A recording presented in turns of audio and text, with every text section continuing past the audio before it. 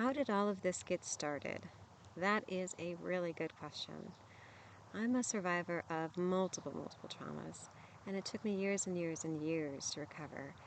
Therapies, I've checked myself into places. It was pretty bad. I had some pretty severe PTSD, nightmares, terrors, daytime and nighttime flashbacks. I didn't know when or how or if I was going to trigger. There's a lot of fear involved there. When I started to recover, I realized it's talking to other people that have lived through those same traumas that I have lived through. That's what helps recovery. Knowing that you're not alone. Knowing that there are other people that have suffered the way that you have. It kind of sounds morbid, but the reality is there's a lot of healing and unity. With PTSD, there's a couple of really strong groups that overcame some pretty severe things. The Holocaust survivors. They said very few of them had issues with PTSD after, even though we all know that was horrific. What happened that was horrific, because they had each other, because they could talk to each other, because they could work things out together. Whereas the Vietnam vets that came back from the war, a lot of them are living on our streets right now because there was no unity. They were beaten up and they were told that they were bad for serving the country. They couldn't adapt, they couldn't adjust, and there was no one for them to talk to. How trauma is handled is huge. It is really huge. We need to be able to talk about these things, to find that we're not alone, to get some of that hurt out. Just getting over it, forget about it, think happy thoughts. Those things actually kind of compound the trauma because it makes you feel shame for being sad or depressed or hurt. It's okay to have feelings. We need to start expressing them. So at the time of the inception of this, I was working 2 jobs and going to school. One of my jobs was assistant manager at a restaurant. Initially, there were some problems with the homeless people.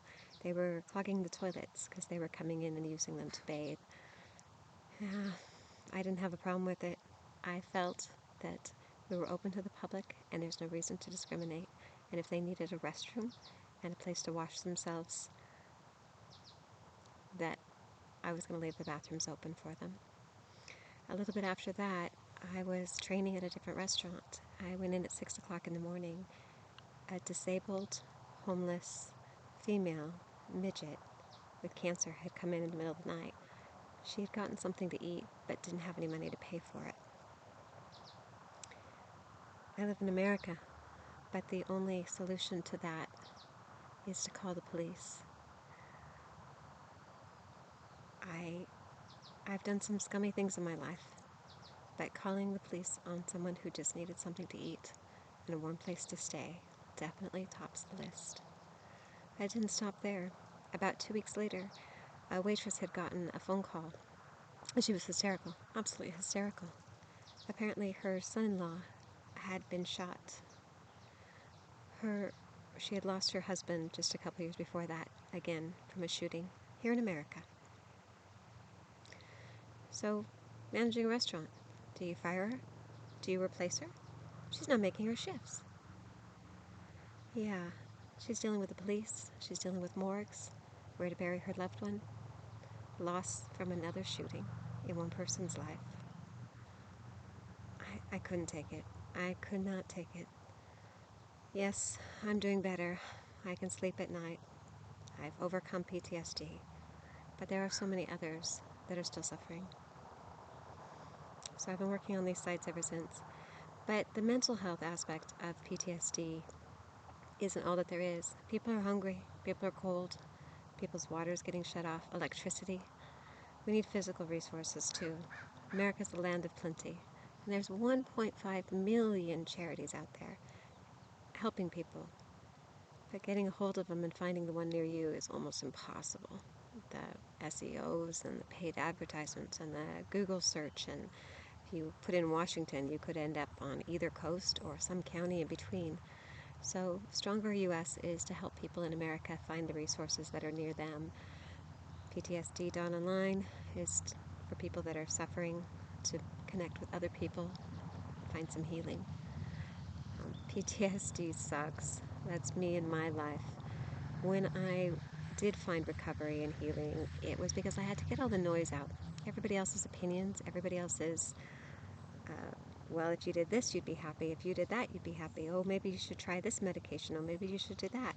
When I finally got all the noise out, that's where I started healing. But I have learned a lot in my experience too. So I am putting videos up, they're not all up right now, to help if you can glean from my healing. That's what that site's for. It's more of an opinion station, and it's also where some of the harder hit subjects will be listed. There's a lot of fight starters. Religion, gender issues, politics.